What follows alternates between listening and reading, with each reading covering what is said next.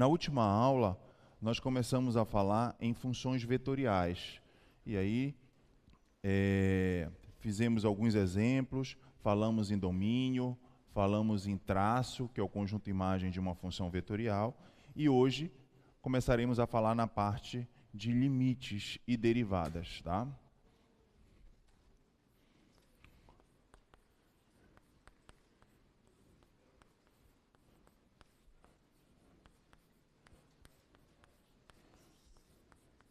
Então, limite de uma função vetorial.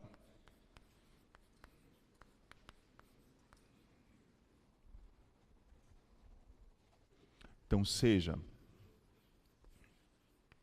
f, uma função que vai de R em Rn, que a cada t ela associa um vetor da forma x1 de t, x2 de t, xn de t.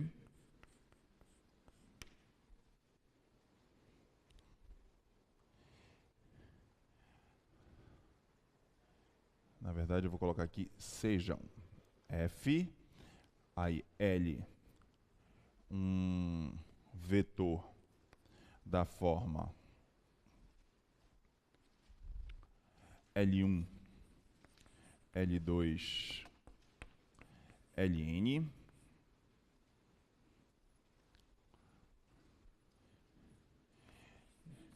Dizemos que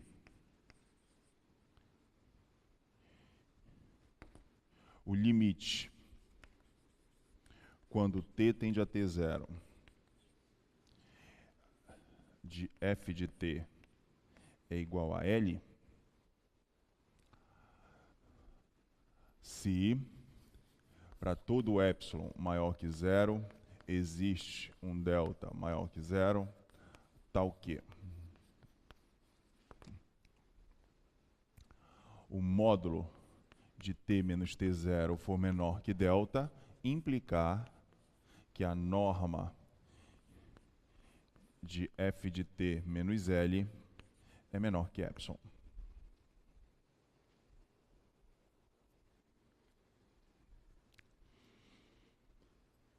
Vamos começar agora a entender um pouquinho sobre a questão da notação, para ficar fácil o entendimento. Por que aqui eu usei módulo e por que aqui eu usei norma? Tá? Devido à definição da função. A função vai de R em Rn. Então, o conjunto de chegada, ou seja, a imagem dela, é um espaço vetorial Rn. Então, aqui eu não posso falar em comprimento, eu falo em norma do vetor, porque eu estou num espaço vetorial. Aqui eu estou em R, uma dimensão. Então, aqui, no caso, eu posso falar em distância, no caso, entre dois pontos. Então, eu posso trabalhar com um módulo, não necessariamente trabalhar com a norma. Se eu quisesse colocar norma, a norma, no caso, no conjunto dos números reais, coincide com o módulo, que vocês conhecem já, né? Então, eu só fiz essa distinção para ficar bem claro, porque aqui eu estou em R e aqui eu estou em Rn. Então, a definição de limite, né, é uma definição muito geométrica. O que ela quer dizer? Ela quer dizer o seguinte, que quando você se aproxima no domínio, você se aproxima na imagem.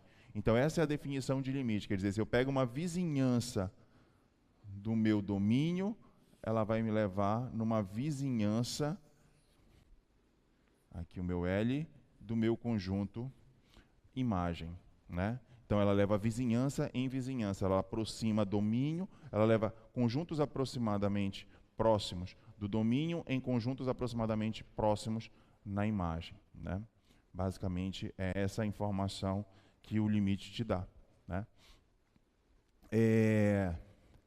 Agora, como você tratar isso, né? Vocês aprenderam no curso de cálculo 1 fazer cálculo de limites de funções de apenas uma variável. Então, como aqui tem as funções componentes, né? Essas aqui são as funções componentes.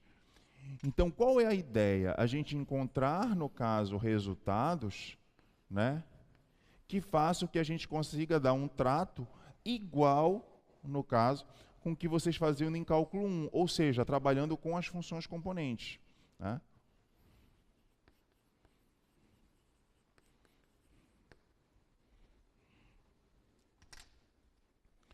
Então, é basicamente isso que nós vamos fazer, vamos demonstrar.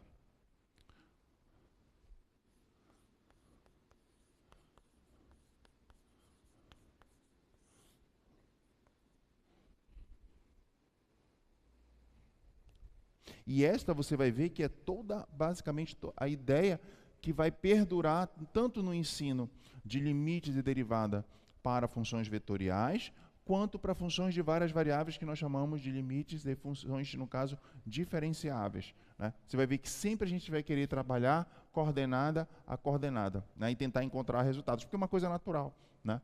Então, quer dizer, se a gente sabe resultados para uma variável, e como uma função vetorial, as suas componentes são funções reais, então a ideia é você tentar trabalhar com resultados para suas componentes e tentar estender para uma função de uma forma geral, né? Então, sejam uma função f que vai de R em Rn, L, um vetor da forma L1, L2, Ln, e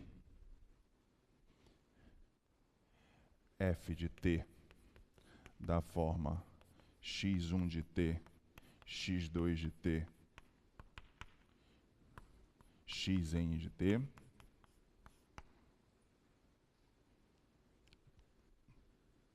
Então,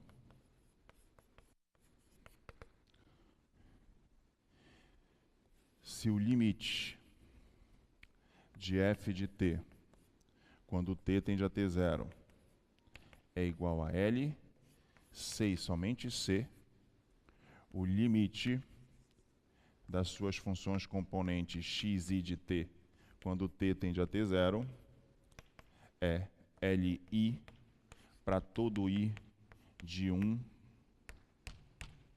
até n.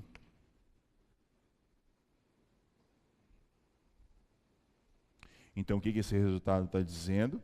Que você calcular o limite de uma função vetorial é você calcular separadamente o limite de cada uma das suas funções componentes. Você calcula o limite dessa, separado, né? Essa é uma função real, né? Você calcula o seu limite. Calcula o limite da segunda, da terceira, até chegar à enésima.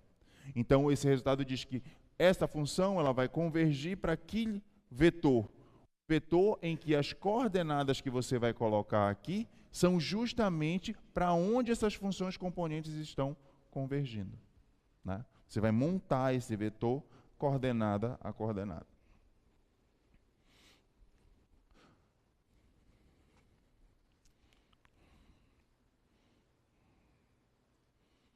Como é um primeiro resultado assim mais sofisticado do nosso curso, apesar de não ser uma obrigação de vocês fazerem essas demonstrações, né? E sim as suas aplicações, eu vou fazer essa demonstração, né? Para você ver como é que faz. Então, como é uma equivalência, né? Eu vou provar os dois sentidos, tá?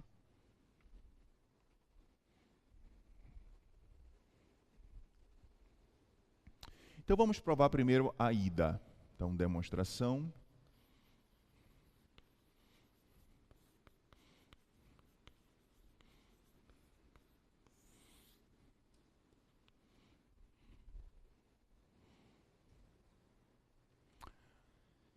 Aqui eu vou usar, né,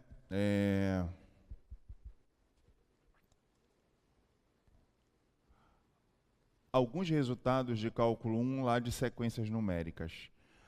Se um primeiro deles, se xn, uma sequência converge a L, isso implica que a sequência xn menos L converge para zero. Isso é facilmente provado, né?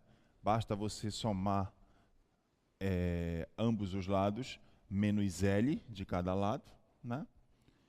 Então, automaticamente, depois você pega e modula. A demonstração disso é bem fácil. Se vocês não lembram desse exercício, Esse exercício é o primeiro exercício do livro do Jairo Figueiredo, né, da seção de convergência de sequências. É o exercício número 1. É esse exercício. Tem no livro do Guidorizzi, com certeza também, né? Então, vamos primeiro demonstrar a ida. Então, o que significa eu demonstrar a ida? Eu vou supor que isto aqui é verdade, ou seja, que o limite de f de t, quando t tende a t0, é L, e eu quero provar que o limite de cada uma das suas funções componentes, no caso, é Li. Então, o que eu sei? Que o limite de f de t é L. O que significa isso? Que se t está se aproximando de t0, implica que f de t está se aproximando de L. Tá? Então,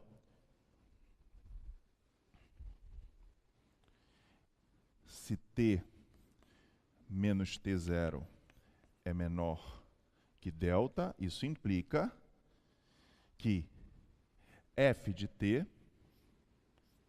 a norma de f de t menos L, é menor que epsilon.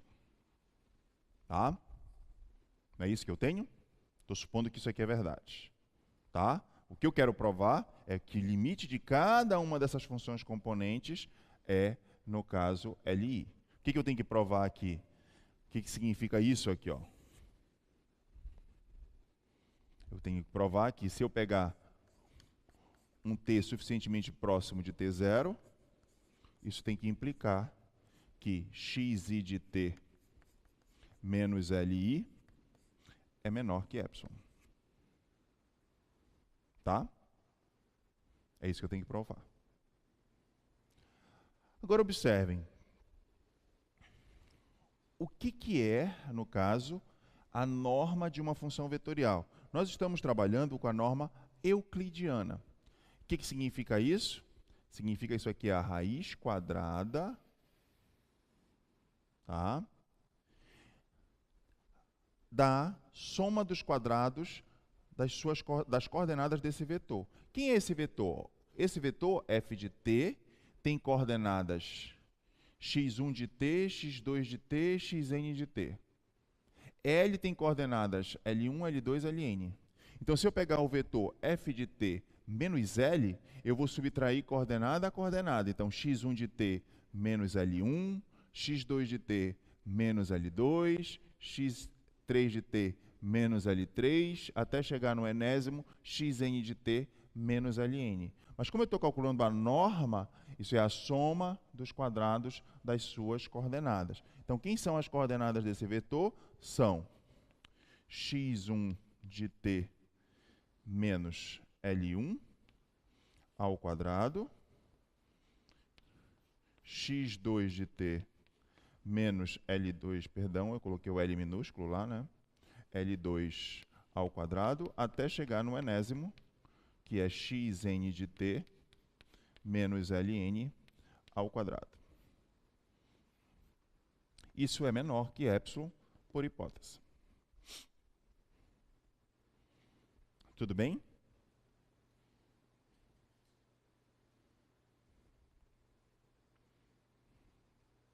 Até aí, vocês concordam com tudo que eu fiz? Ó, isso aqui é a definição. Ó, isso aqui é igual a isso aqui que está escrito. Qual é a norma desse vetor? A raiz quadrada da soma dos quadrados das suas coordenadas. Isso aqui é a coordenada desse vetor. Cada uma delas. Primeira coordenada desse vetor, menos a primeira coordenada desse vetor. Segunda coordenada desse vetor, menos a segunda coordenada desse vetor. Certo? Tudo bem até aí? Com certeza? Ok. Agora eu vou utilizar uma desigualdade algébrica. Isso é menor ou igual que a raiz quadrada de um termo desse só. Aqui tem n termos, vocês concordam comigo? Não tem n termos? E esses n termos não são positivos? Porque eles estão elevados ao quadrado? Então, se eu pegar aqui, isso aqui é menor ou igual, se lá tem n, isso vai ser maior ou igual que se eu pegar apenas 1. Quem eu vou pegar aqui? xi de t menos li ao quadrado. Para todo I de 1 até N. Esse aqui pode ser o 1, pode ser o 2, pode ser o 3, pode ser o 4, pode ser o 5, pode ser até o enésimo. Agora, por que isso é verdade? Né? Por que essa desigualdade que eu escrevi é verdade? Porque aqui ó, é a raiz quadrada de n termos positivos. Aqui é a raiz quadrada de um termo positivo, sendo que esse um termo positivo está aqui. Então, é claro que esse lado é muito maior do que esse. Ah, eu não entendi. É como se você chegasse aqui, chegasse lá na sua fruteira da sua casa e tivesse banana, maçã, melancia, abacaxi, manga. E aí você chega na fruteira do seu colega e só tem manga. Quem tem mais frutas? Mais variedade de frutas? Você ou seu colega? Você. Porque você tem uma variedade enorme de frutas. E ele só tem uma fruta entre as suas.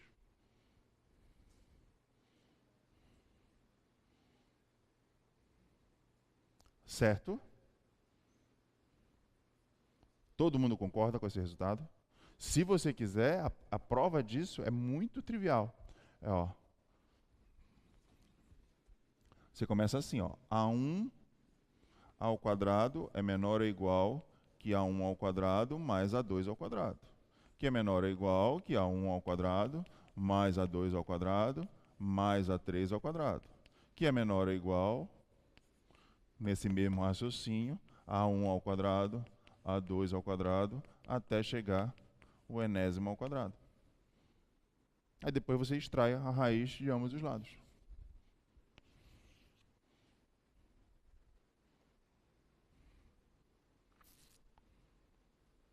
Só que aqui eu fiz com A1 como sendo o primeiro termo da minha sequência, e aqui eu peguei um termo qualquer, que eu chamei de xi. Mas eu posso, porque eu posso trocar a ordem.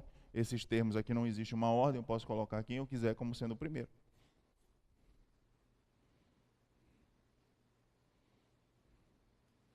Certo? Tudo bem? Com certeza estão conseguindo entender? Sim ou não?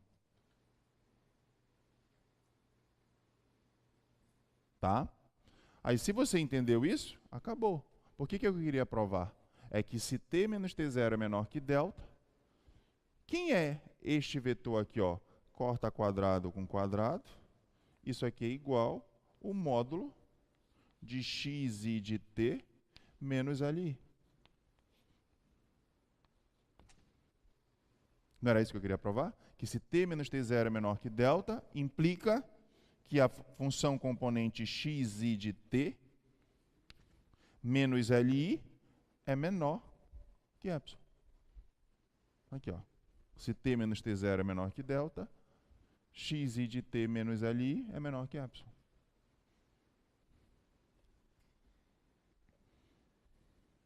Certo? Tá?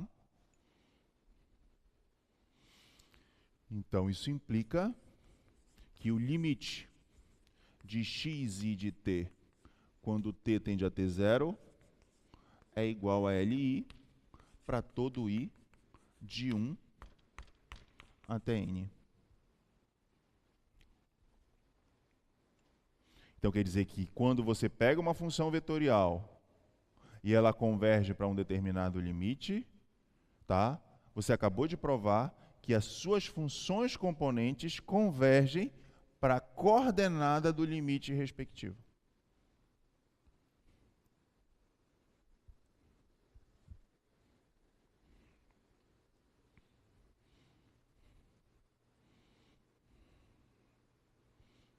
Certo? Agora está faltando fazer a volta. Ou seja, eu vou supor agora que as funções componentes convergem, tá, para li, e eu vou provar que a função vetorial converge para L.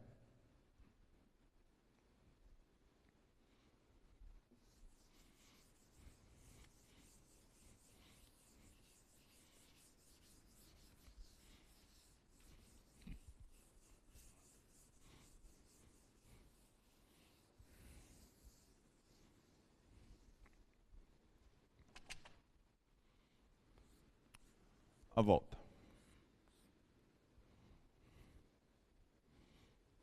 Então, o que eu quero provar? Eu quero supor que isso é verdade e eu quero provar isso. Então, como eu quero provar isso, eu vou logo escrever o que é isso aqui. Então, ó, agora sim, eu vou usar este resultado. Ó, se eu quero provar que xn converge para L, basta eu provar que xn menos L converge para zero. Então, se eu quero provar ó, que o limite, ó, isso aqui não é dizer que f de t converge para L, então se eu quero provar que f de t converge para L, é a mesma coisa que eu provar que f de t menos L converge para zero. Correto? Porque você subtrai menos L de ambos os lados. Correto? Então vai ficar limite, quando t tende a ter zero, da raiz quadrada. Quem é o vetor? F de t menos L, né? Então, f de t menos L, a norma desse vetor vai ser a soma dos quadrados das suas coordenadas. Quem são as suas coordenadas? x1 de t menos L1 ao quadrado, até chegar em xn de t menos Ln ao quadrado. Tá?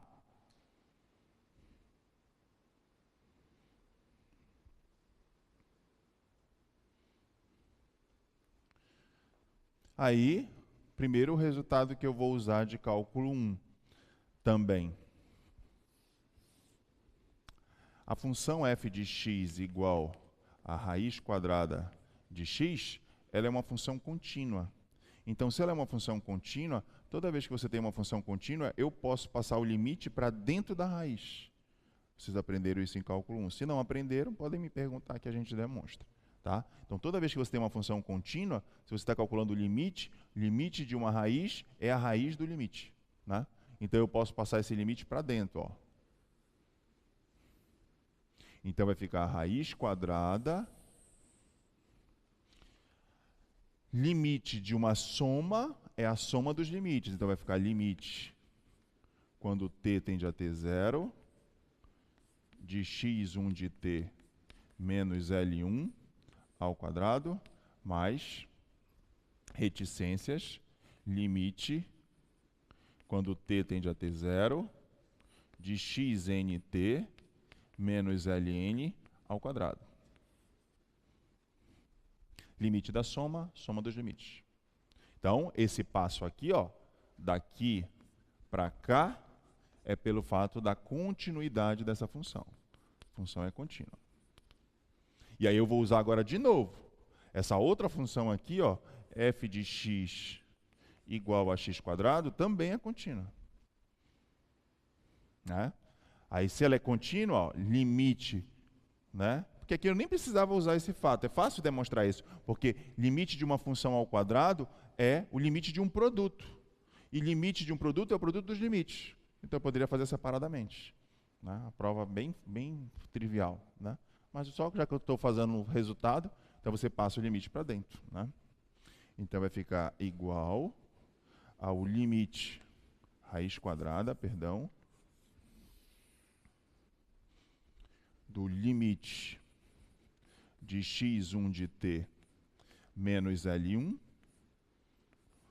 ao quadrado, quando t tende a ter zero, até chegar no enésimo, limite, quando t tende a ter zero, de xn t menos Ln ao quadrado.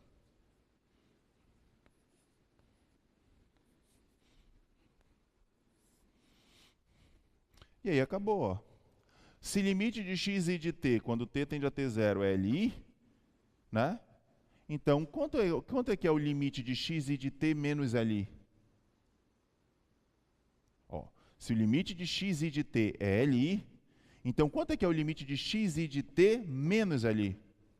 É zero. Então isso aqui vai para zero, isso aqui vai para zero, isso aqui vai para zero.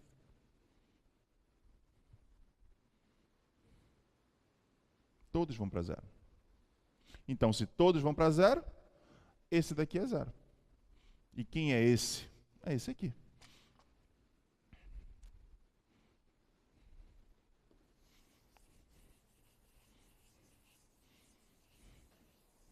Então, isso implica que o limite de f de t, quando t tende a t zero, é L.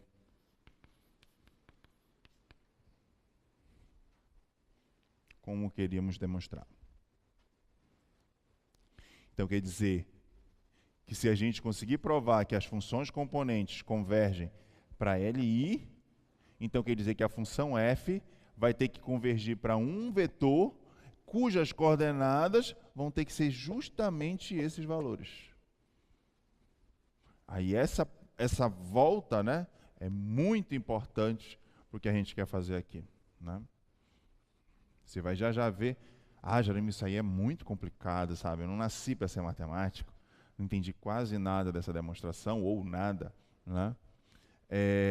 Não te preocupa que você vai entender quando a gente for colocar exemplos numéricos.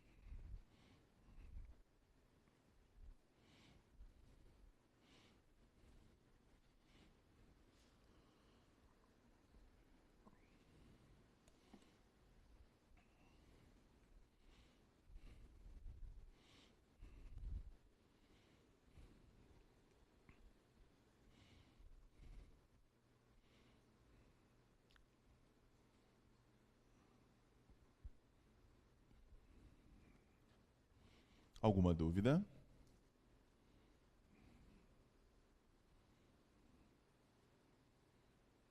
Ok.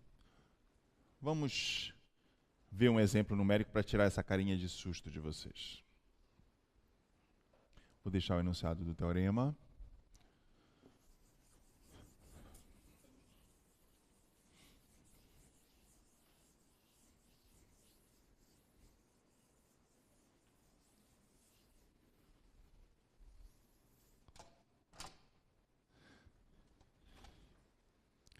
Vocês fizeram um bem para mim agora.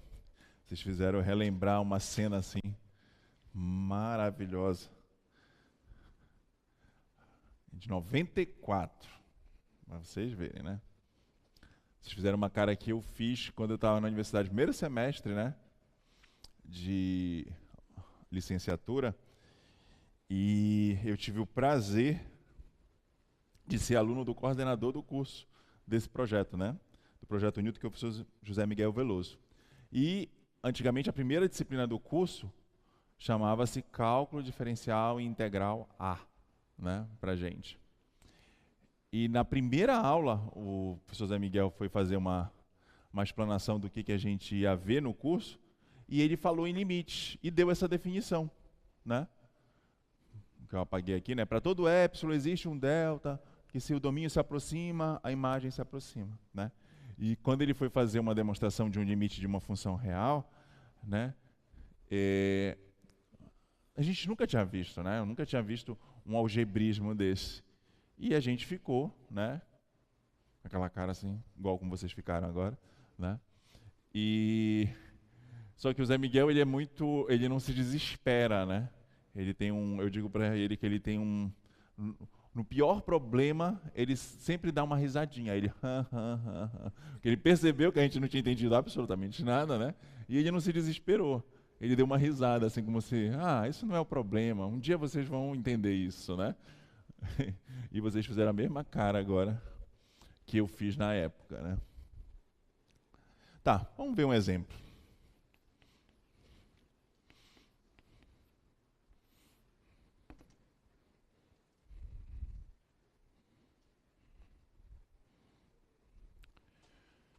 Deixa eu pegar um bebezinho aqui.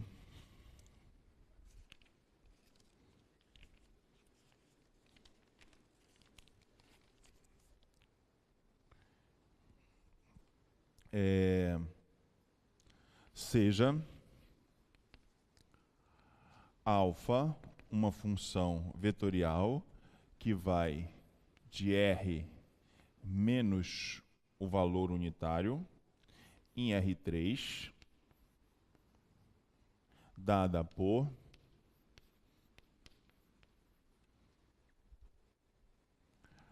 alfa de t igual t quadrado menos 1 dividido por t menos 1, t quadrado, t ao cubo, perdão, menos 1 dividido por t menos 1,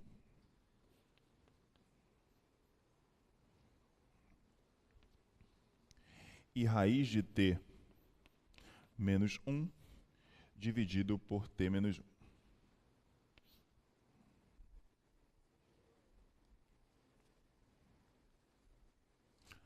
Vocês podem estar querendo... perdão, calcule.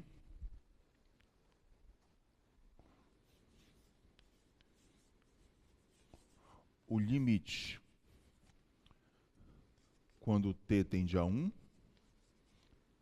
de alfa de t. O que eu ia falar é, vocês podem estar me perguntando, professor, isso é muito zigoto. Por quê? Por que você não já cancelou aqui, né? Então, eu não cancelei aqui justamente para deixar bem claro que esta função vetorial ela não está definida em t igual a 1. Por quê? Porque zera o denominador, tá? E automaticamente, se eu simplifico e coloco apenas a simplificação, eu vou criar uma função vetorial, que é uma extensão dessa, que vai estar definida em t igual a 1. Tá? Então, esse é o único principal motivo pelo fato de eu não ter simplificado, que é para ficar bem claro que não tem sentido, né? Porque todos vocês sabem que t quadrado menos 1 é t menos 1 vezes t mais 1. Cancelo t menos 1 com t menos 1 e ia ficar t mais 1. Então, ela passaria a estar definida em t igual a 1. Né? Mas essa função, que se você fizer a simplificação, ela já é uma extensão, né? Ou seja, é uma função que está definida num domínio maior do que esta aí. Tá?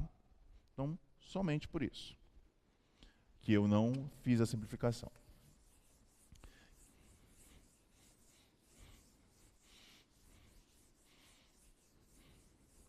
Então, ele pede para eu calcular o limite dessa função alfa de t. Pelo resultado que nós demonstramos, o resultado diz que basta eu calcular o limite das funções componentes. Então, eu vou escrever as funções componentes separadamente. Então, quem são as suas funções componentes?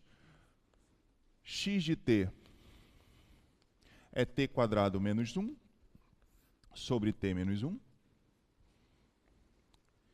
Y de t, t ao cubo menos 1, dividido por t menos 1. E z de t igual a raiz quadrada de t menos 1, dividido por t menos 1.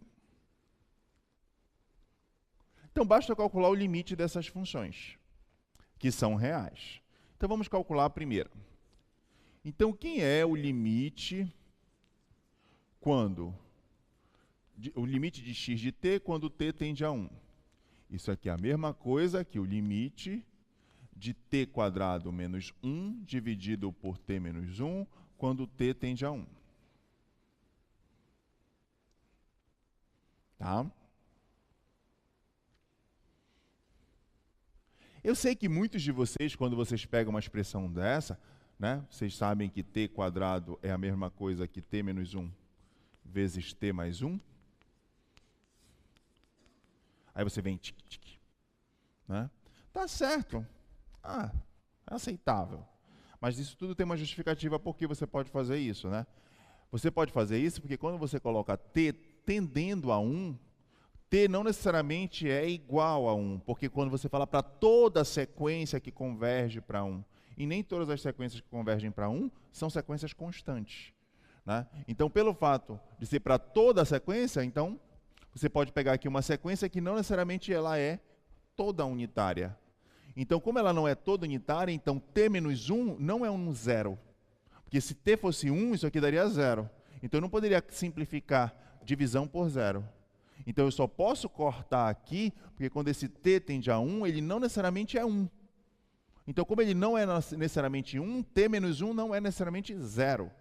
Então, como ele não é necessariamente 0, aí sim eu posso dividir, fazer a divisão, porque o denominador não é nulo. Tá? Aí, automaticamente,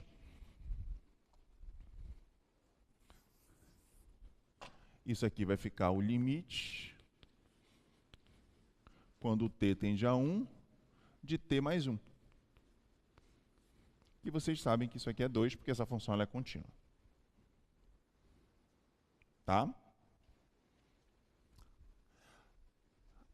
Então, esse primeiro cara deu 2. Então, 2, ó, já vai ser o meu L1. Então, esse cara aqui, ó, é o L1, ou seja, a primeira coordenada do vetor. Tá? Agora eu vou para o segundo. Limite de y de t quando t tende a 1. Então, vai ficar limite quando t tende a 1 de t ao cubo menos 1 dividido por t menos 1. Aqui você também pode simplificar, né? Se você pegar e dividir esse polinômio por esse, você verifica quem é o quociente. Mas aqui você tem uma maneira bem rápida de resolver, né? Que é a regra de L'Hopital, se você quiser, né? Por quê?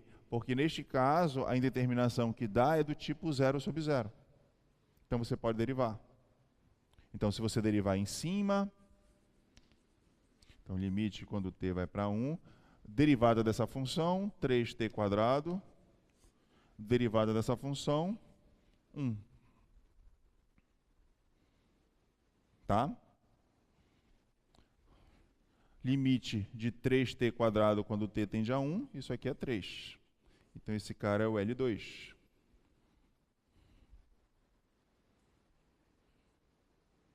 Tá? E agora está faltando só o terceiro limite.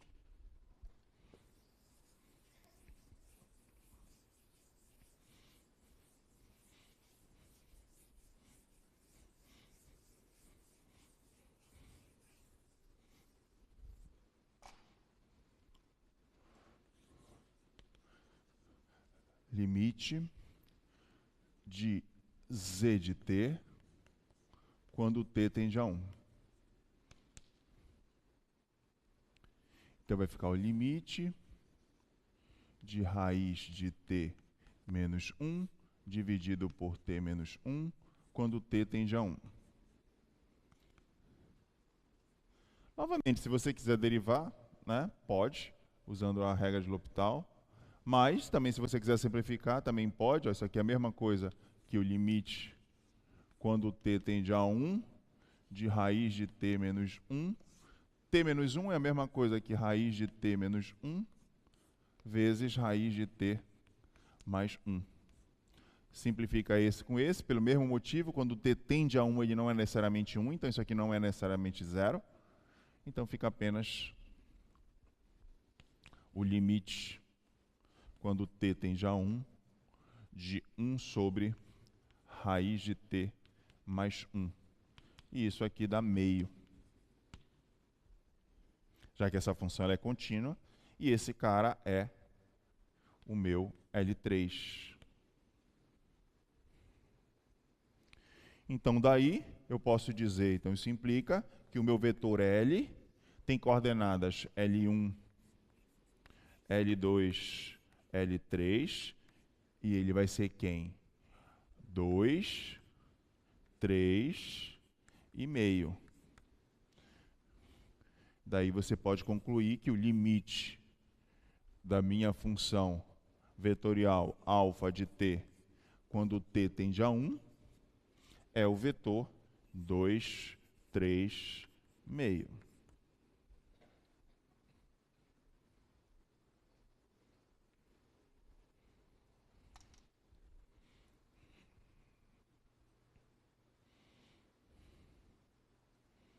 Certo?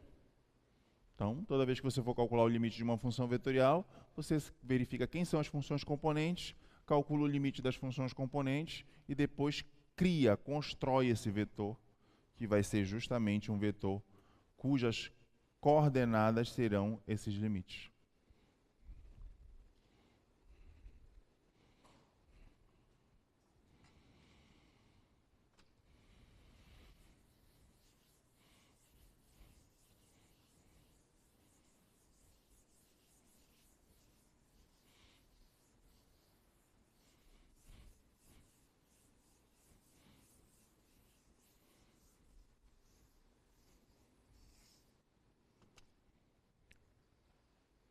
Certo? Dúvidas?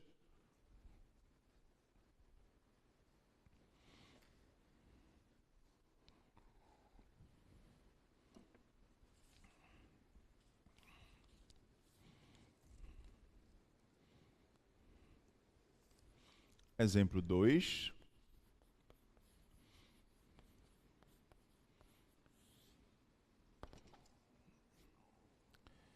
Seja alfa uma função que vai de R menos o zero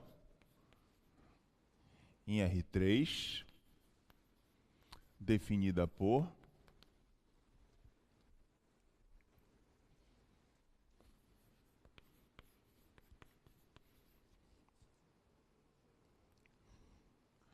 alfa de t igual a 1 sobre t, t quadrado. Calcule o limite de alfa de t quando t tende a zero.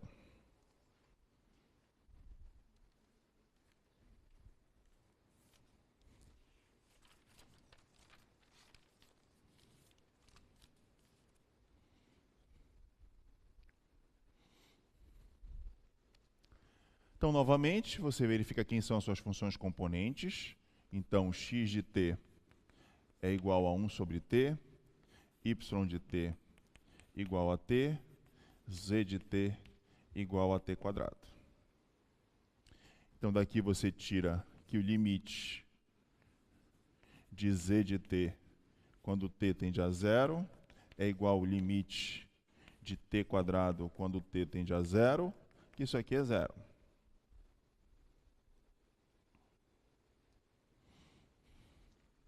Daqui você tira que o limite de y de t quando t tende a zero é a mesma coisa que o limite de t quando t tende a zero, que isso aqui é zero.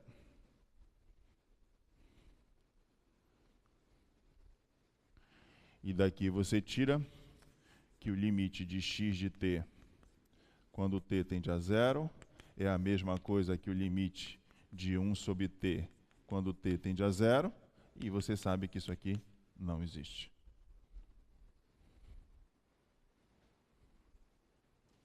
Né? Então, logo, isso aqui também não existe. Porque se ele tem que convergir para um vetor que tenha que ter essas coordenadas, se uma coordenada não existe, o vetor não vai existir.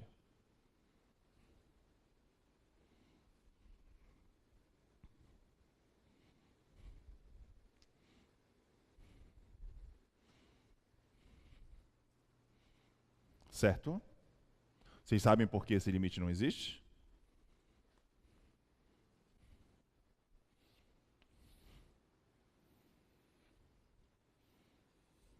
Este é o gráfico daquela função. Então, quando é que o limite existe? Quando os limites laterais existem e são iguais. Então, não tem como existir. Certo?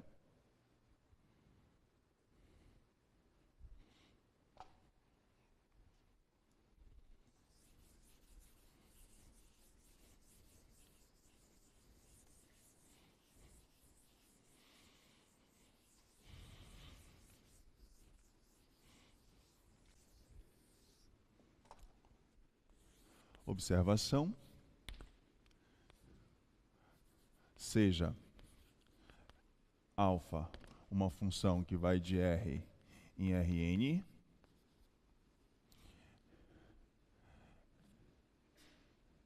dizemos que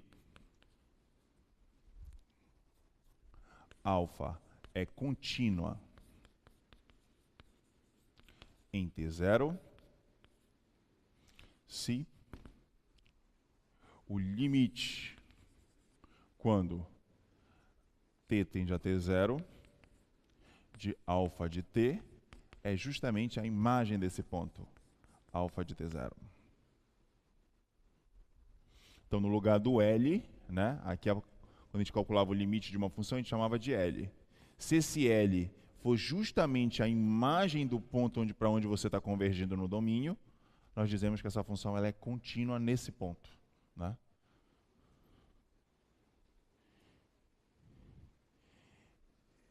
E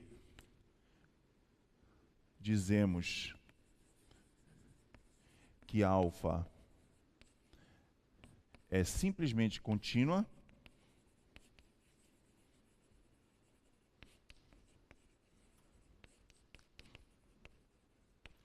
se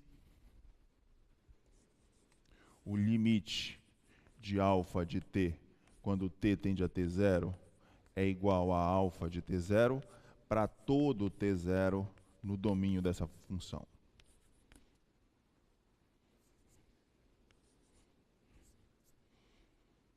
Então, ela é contínua num ponto, ou então contínua se ela é contínua em todos os pontos.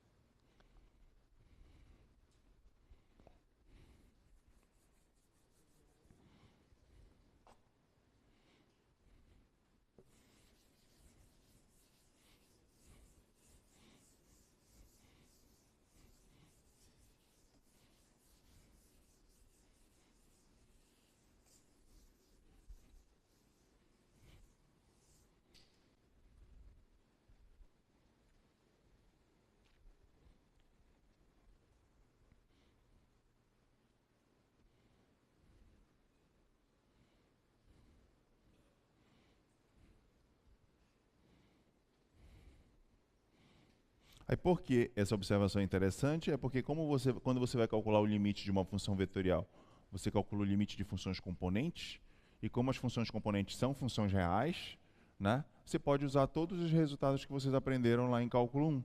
Né? Se a função for contínua, então o limite é a imagem no ponto. Né? E aí automaticamente você já constrói o vetor mais rápido. Né?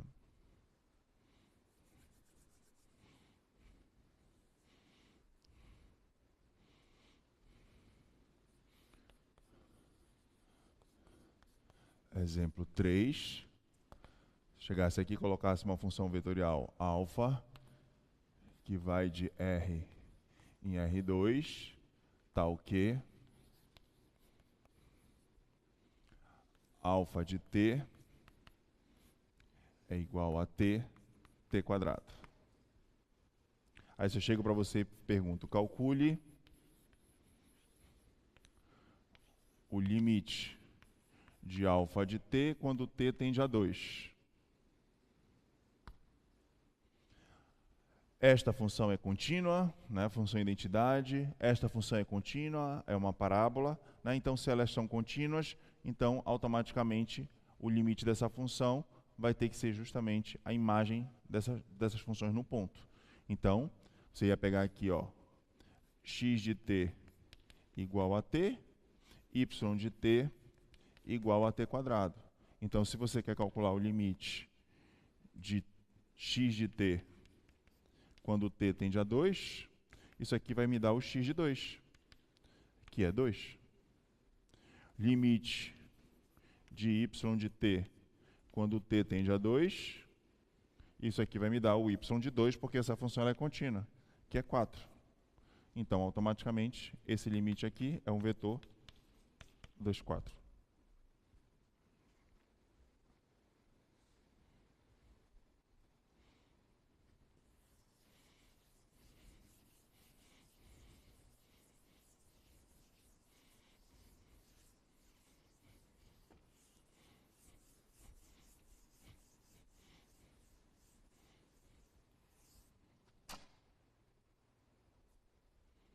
Dúvidas?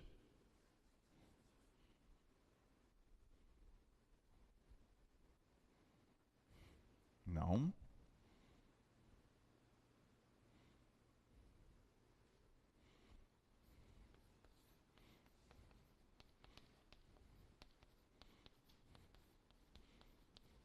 Derivada de uma função vetorial.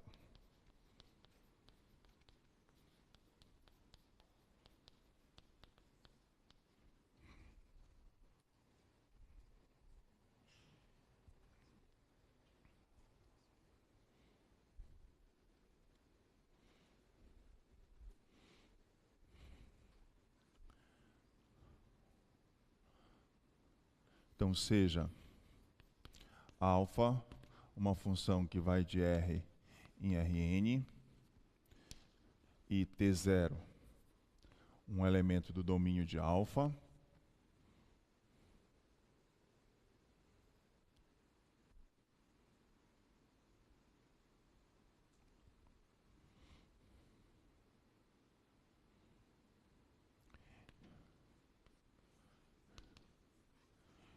dizemos que alfa é derivável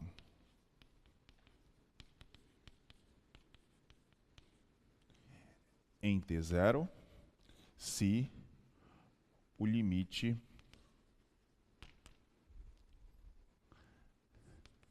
abaixo existe.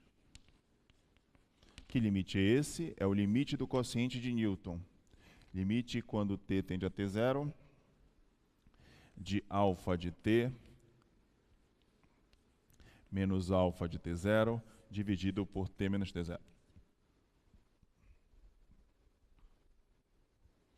Então, nós dizemos que uma função ela é derivável em T0 se esse limite existe. Tem sentido esse limite? Tem, porque isso aqui é um vetor, diferença entre dois vetores, eles estão na imagem dessa função vetorial, então são vetores, subtração de dois vetores é um vetor, dividido por t menos T0. T menos T0 está no domínio da minha função, então são números reais. Divisão de um vetor por um escalar, então tem sentido.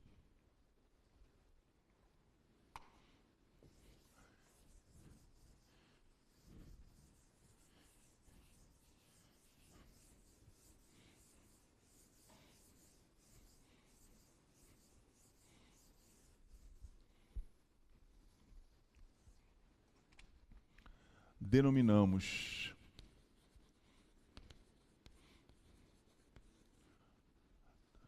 este limite por alfa linha de T0.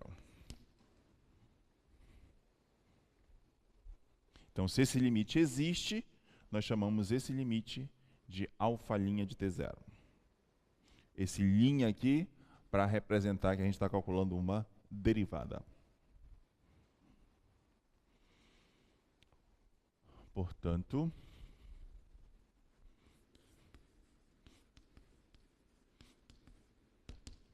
limite de alfa de t menos alfa de T0, quando t dividido por t menos T0, quando t tende a T0, nós vamos chamar de alfa linha de T0, se ele existir.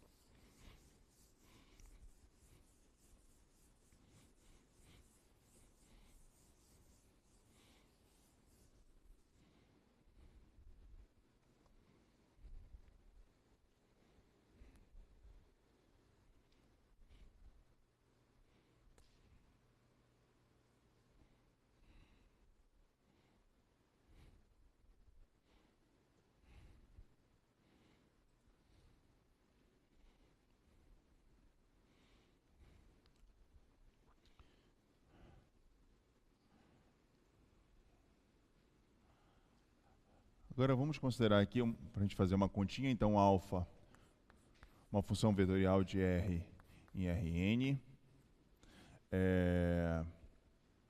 T0, um elemento do domínio da minha função.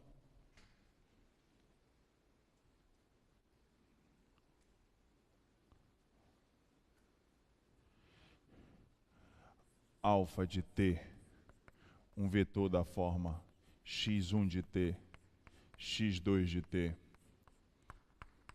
xn de t.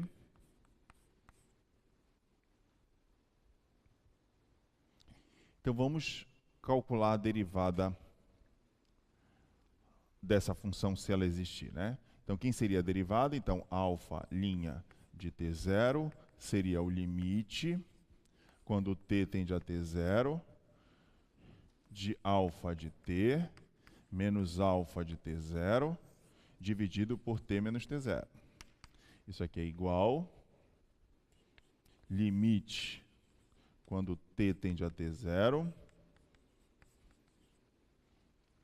Quem é alfa de t? É este vetor, coordenada x1 de t, x2 de t, até xn de t. Quem é alfa de t0? Eu vou substituir o t por t0. Então vai ficar x1 de t0, x2 de t0, até xn de t0. Dividido por t menos t0. Isso aqui é igual ao limite quando t tende a t0. Ó, subtração entre dois vetores. Como é que você subtrai? Coordenada a coordenada. Então, primeira coordenada menos a primeira coordenada do outro vetor. Então, vai ficar x1 de t menos x1 de t0, x2 de t menos x2 de t0, reticências, xn de t menos xn de t0. Tudo isso dividido por t menos t0. Isso aqui é um escalar, é um número. Então eu posso colocar esse número em cada uma das coordenadas desse vetor.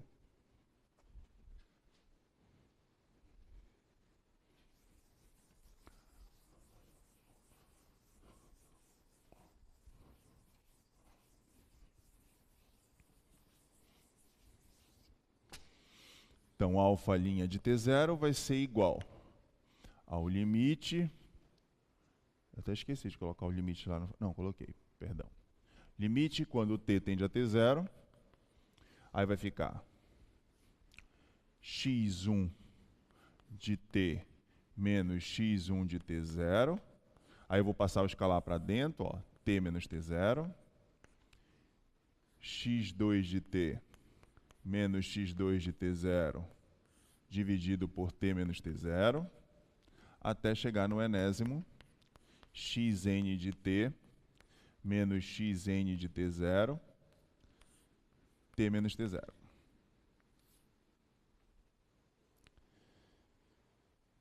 Então, alfa' de t0 vai ser igual.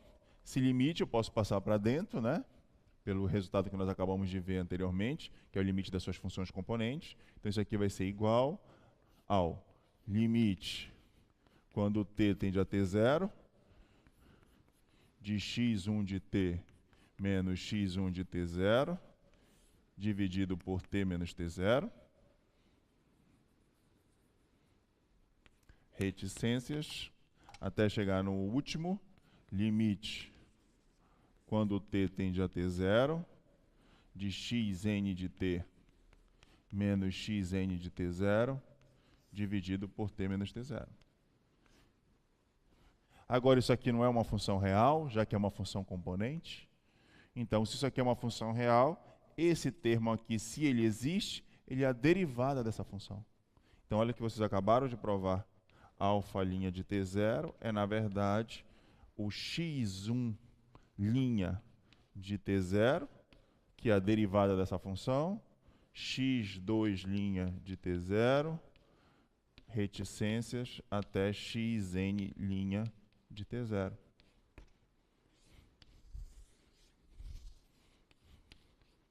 Ou seja, Calcular a derivada de uma função vetorial é nada mais, nada menos do que você calcular a derivada das suas funções componentes, que são reais. E era de se esperar isso. Por quê? Porque derivada é um caso de limite. É um limite.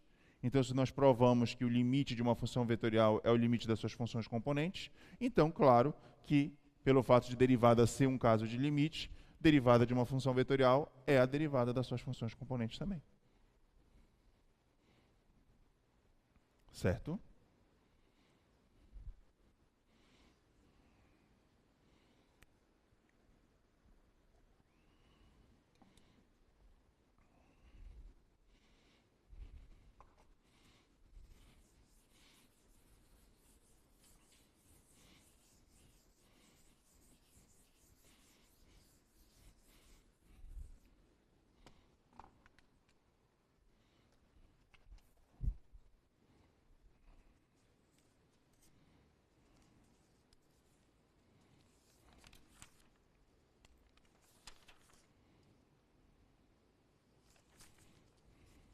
Então, se eu chego aqui e coloco para você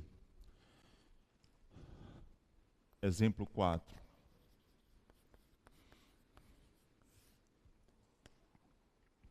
Calcule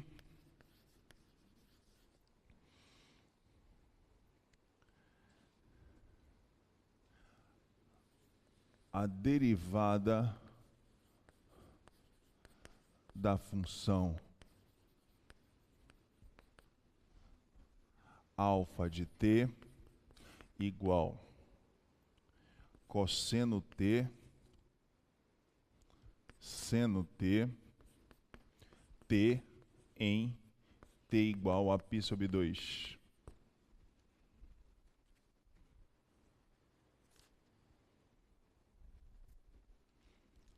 Então, pelo resultado, é eu calcular as derivadas das funções componentes. Quem é x de t? Cosseno t. Implica, quem é x' de t? Menos seno t.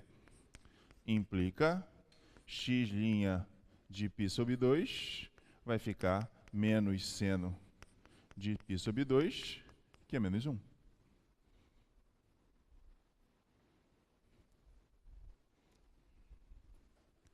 Y de t, seno t. Implica y' de t, cosseno t. Implica que y' de π sobre 2, cosseno de π sobre 2, que é 0.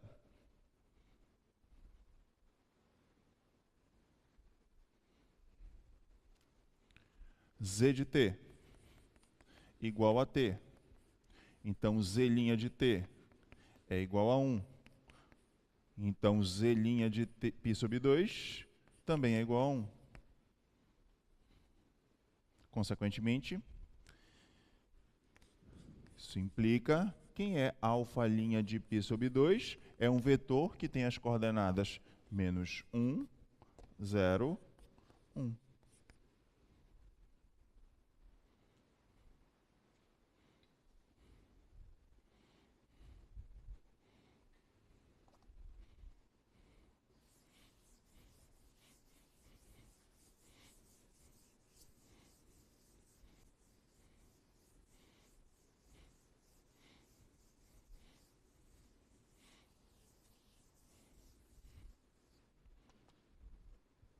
Certo?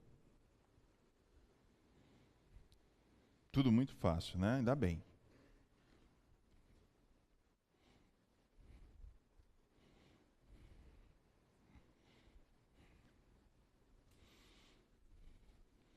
E aí, o que você espera sobre a interpretação geométrica, né, é a mesma coisa lá de cálculo 1, né?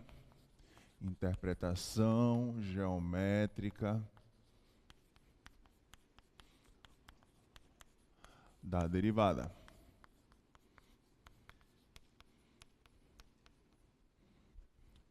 Então, aqui você tem uma curva.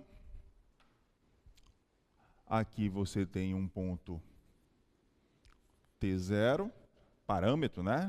Não é que ele aparece aqui, esse cara é do domínio, então ele não pode aparecer no traço. Isso aqui é apenas uma...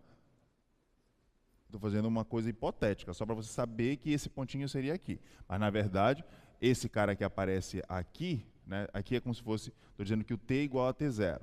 Mas esse cara que aparece aqui na curva é o alfa de t0, que é a imagem. Tá? Isso aqui é só, lembra que era só para a gente saber qual era o parâmetro que deu origem a esse vetor? Entendeu? Ele não aparece, isso aqui é o traço, por isso que eu desenhei uma curva aqui. Tá? Mesma coisa aqui, ó.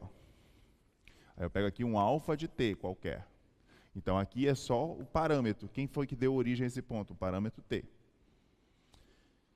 Então, se você cria esse vetor, né, a diferença entre esses dois vetores, ó, isso aqui é uma reta secante a esta curva. Só que quando você pega o limite de alfa de t menos alfa de t0 dividido por t menos t0, quando t tende a t0, o que é t tender? É se aproximar. Então você vai, ó, pegando essa secante cada vez mais próxima, até essa secante se tornar uma tangente, um vetor tangente. E ele vai se tornar tangente quando você pegar o limite. Então quer dizer que a interpretação geométrica da derivada para uma função vetorial é a mesma interpretação geométrica que você tem lá em cálculo 1, né? Representa, no caso, representa um vetor tangente.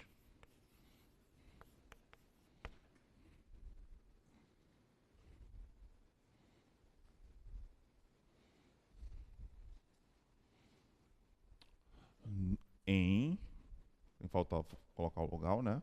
Em alfa de t0, no ponto.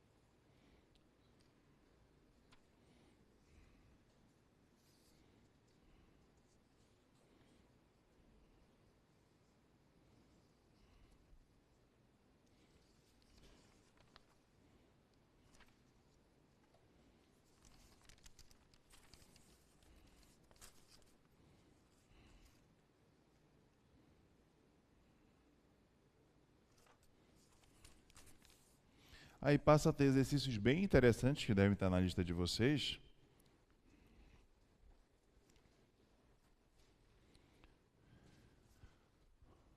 Seria o exemplo 5.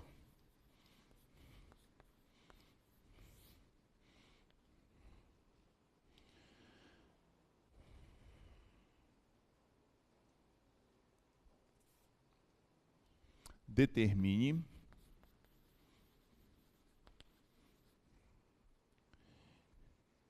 as equações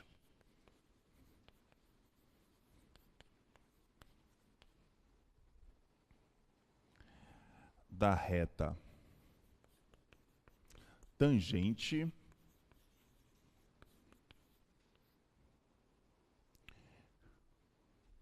a curva alfa de t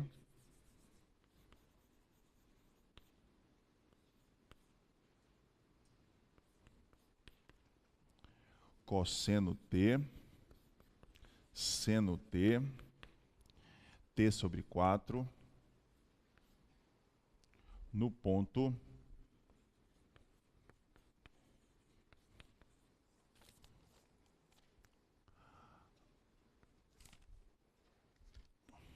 alfa de π sobre 2.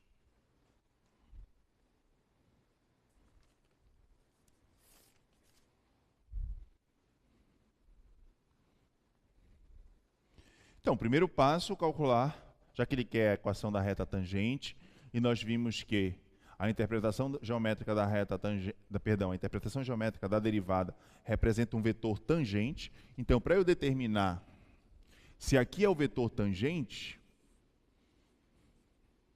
é o alfa linha de T0, então para eu calcular a equação desta reta, que vai ser a reta tangente,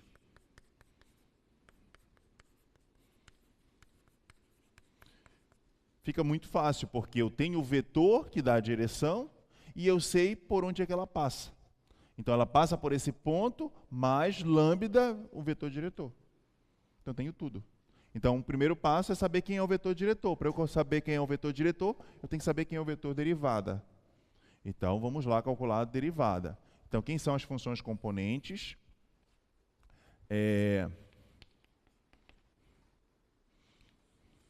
X de t, y de t, z de t. Então, x de t, cosseno t, y de t, seno t, e z de t, igual a t sobre 4. Tá? Então, quem é a derivada? X' de t igual a menos seno t, y' de t cosseno t, e z' de t 1/4.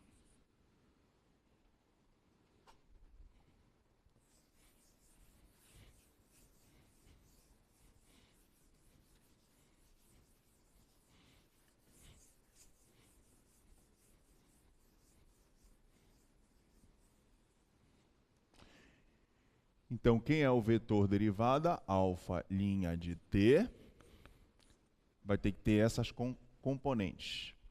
Menos seno t, cosseno t e 1/4. Esse é o vetor derivada. Tá? Só que ele quer num ponto específico. Qual é o ponto? π sobre 2. Então, quem é alfa' de π sobre 2? Vai ficar menos seno de π sobre 2, cosseno de π sobre 2, 1/4. Seno de π sobre 2 é 1, então menos 1, 0, 1/4.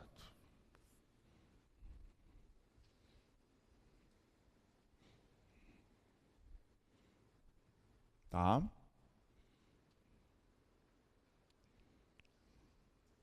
Isso aí é a derivada no ponto π sobre 2. Só que essa reta também tem que passar por alfa desse ponto. Ou seja, alfa de π sobre 2. Então, eu preciso calcular a imagem. Ah, fácil. Como é que eu calculo a imagem de π sobre 2? Só substituir aqui o parâmetro t por π sobre 2. Então, quem é alfa de π sobre 2? Cosseno de π sobre 2, seno de π sobre 2, π sobre 2. Isso aqui vai me dar 0, 1, π sobre 2.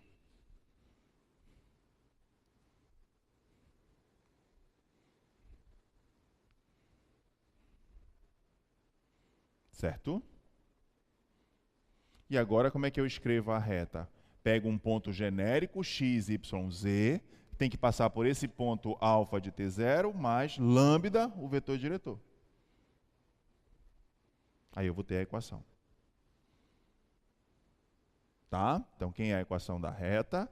Você pega um ponto genérico, x, y, z, tem que passar por alfa de t0, que é alfa de π sobre 2, né? Mais lambda, o vetor diretor, que é o derivada, alfa' de π sobre 2. Pois não? Heitor de Engenharia Civil, Certo. ali no Z de T não seria π sobre 2 sobre 4, professor? Perdão. Ah, era 1/4, né? Espera aí. É t sobre 4. Certíssimo. É t sobre 4. Então, π sobre 2 sobre 4. Então, π sobre 8. Obrigado. Tem um 4 lá embaixo, ó. É t sobre 4, não é t.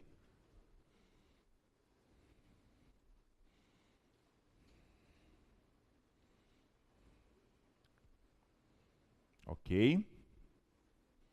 E agora é só fazer continha.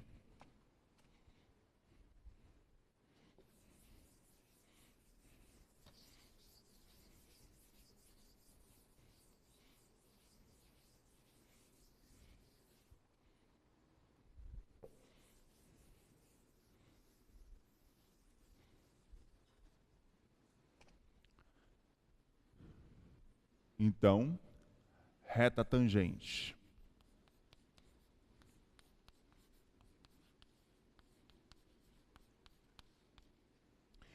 X, Y, Z igual. Quem é alfa de π sobre 2? É o vetor 0, 1, π sobre 8. 0, 1, π sobre 8. Mais lambda, parâmetro. E quem é que dá a direção? Vetor derivada. Alfa linha de π sobre 2. Menos 1, 0, 1 quarto. Menos 1, 0, 1 quarto. Observe que ele pediu para determine as equações. Então, ele não pediu especificamente uma, então ele quer todas as equações. Então, essa aqui é a equação vetorial.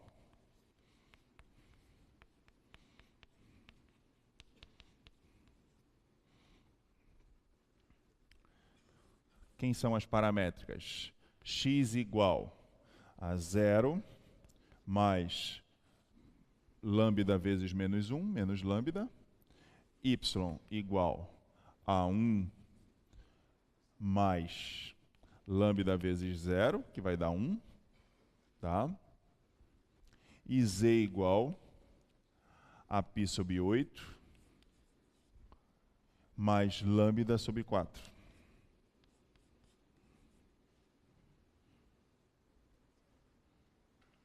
Tá? Paramétrica.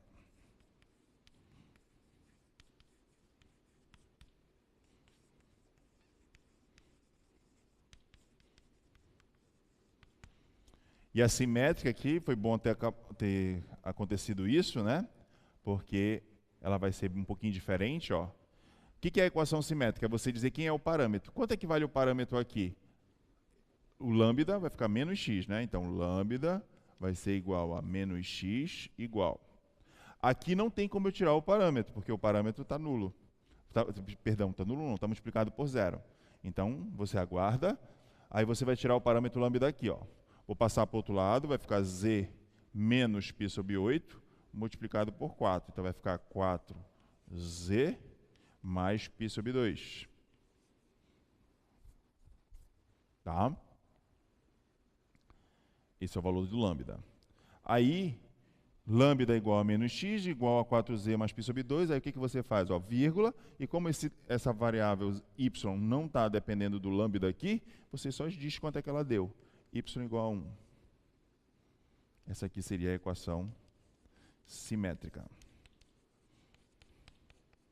Porque ela é constante em relação à variável y.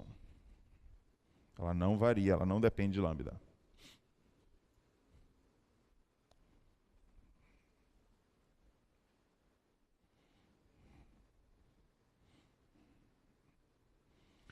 E aí, conforme eu falei para vocês, né, não tem equação reduzida, né, em R3 para reta. Né?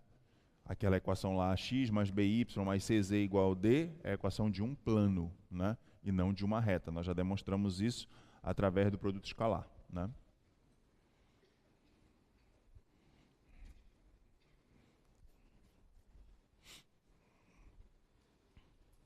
Dúvidas? Não? Ok.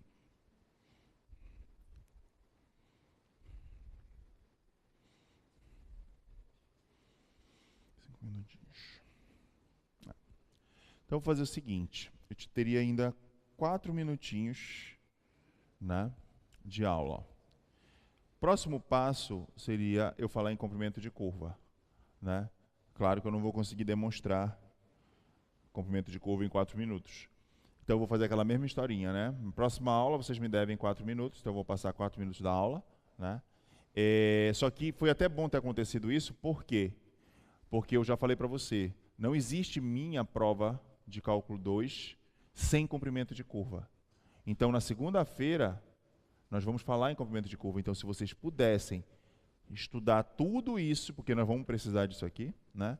Até segunda-feira, para que vocês chegassem aqui e já tirassem as dúvidas.